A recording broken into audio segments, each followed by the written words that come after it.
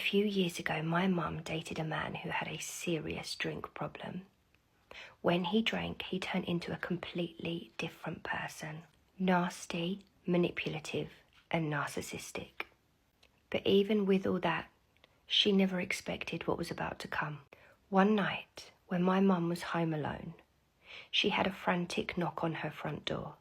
She opened it to her neighbour, who was panicking and shaking, telling my mum that a man was hiding underneath my mum's car watching her house. When the neighbour saw this, she screamed and she chased him off. My mum and her neighbour both checked their Ring doorbells, but they couldn't see anything because he had covered himself with a hat and a big coat. There was no way of seeing his face. Weeks went by, and then one night my mum was home alone again, and she got a notification on her Ring doorbell. She opened the app to see somebody at her kitchen window like this, up against the window looking through. She screamed and he ran.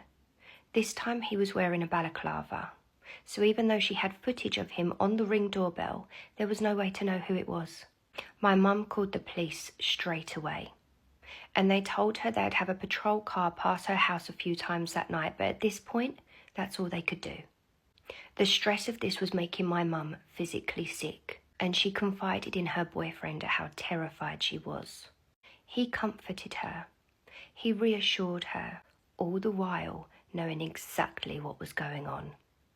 Because a few nights later, the Ring doorbell went off again. But this time, something was different. The man was back, with the same hat and coat, but this time no balaclava. And that's when she saw it. It was her partner. It was her boyfriend of nearly 2 years, stalking her, scaring the life out of her. She called the police immediately. Obviously, the relationship was over, and he was hit with a restraining order. And then for a while, things were quiet.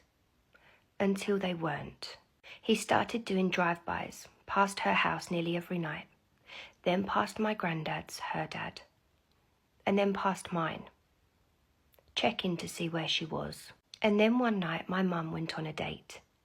She thought she could finally leave this all behind her and move on, until she looked up from her drink and saw him in the pub window staring back at her. He had followed her there. She was terrified, and she stayed at my house that night. She was too scared to go back to her own house. And that's when the threatening emails started.